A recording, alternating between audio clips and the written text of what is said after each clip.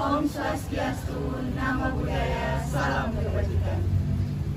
Perkenalkan, kami dari kelompok 3 Kewarganegaraan dengan saya Jovin Rumbu, saya Filangala, saya Meidia Suranoto, saya Riza Fardian, saya Silvana Wulungo, saya Faradila Harinisa, saya Masih Haljis.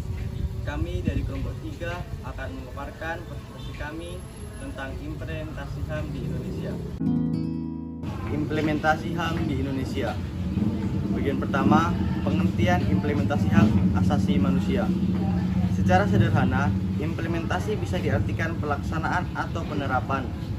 Manjone dan Wildavsky mengemukakan implementasi sebagai evaluasi. Brown dan Wildavsky mengemukakan bahwa implementasi adalah perluasan aktivitas yang saling menyesuaikan. Adapun Schuberth mengemukakan bahwa implementasi adalah sistem rekayasa. Sedangkan pengertian dan definisi HAM adalah hak yang melekat pada diri setiap manusia sejak awal dilahirkan yang berlaku seumur hidup dan tidak dapat diganggu gugat siapapun. Yang kedua, pembagian bidang, jenis, dan macam HAM dulu. Pertama, hak asasi pribadi, yaitu kebebasan untuk bergerak, hak kebebasan menyatakan pendapat, dan hak kebebasan bermimpi.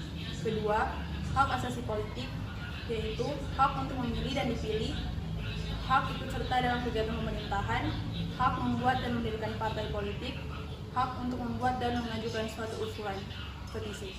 Selanjutnya, ketiga, hak asasi hukum, yaitu hak mendapatkan perlakuan yang sama dalam hukum, pemerintahan, hak untuk menjadi PNS, dan hak mendapat pelayanan dan perlindungan hukum.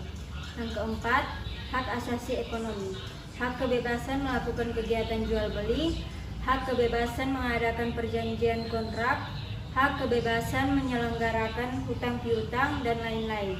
Hak kebebasan untuk memiliki sesuatu, hak mendapatkan pekerjaan yang layak. Yang kelima, hak asasi peradilan, hak mendapatkan pembelaan hukum di pengadilan, hak persamaan atas perlakuan penggeledahan, penangkapan, penahanan, dan penyelidikan.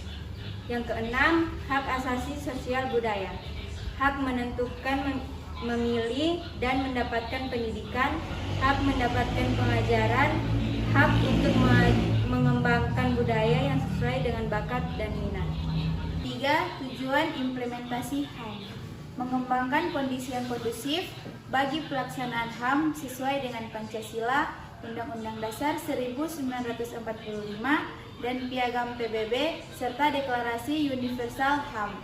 Kedua, meningkatkan perlindungan dan penegakan HAM guna berkembangnya pribadi manusia Indonesia seutuhnya dan kemampuannya berpartisipasi dalam berbagai bidang kehidupan. Yang ketiga, untuk mempertahankan hak-hak warga negara di Indonesia sewenang-wenang aparat negara dan mendorong tumbuh berkembang pribadi manusia yang multidimensional. Yang keempat, sarana implementasi HAM. Sarana dari penerapan HAM ini adalah agar setiap manusia dapat menggunakan hak-haknya sebagai warga negara Indonesia dengan baik, bukan saling menginjak-injak atau merebut hak-hak dari mereka yang diambil HAM-nya. Misalnya, hak untuk memperoleh keadilan, hak untuk kemerdekaan, hak untuk mengemukakan pendapat, sehingga akan terwujud keseimbangan sosial dan kesejahteraan masyarakat. Penerapan hak asasi manusia di Indonesia.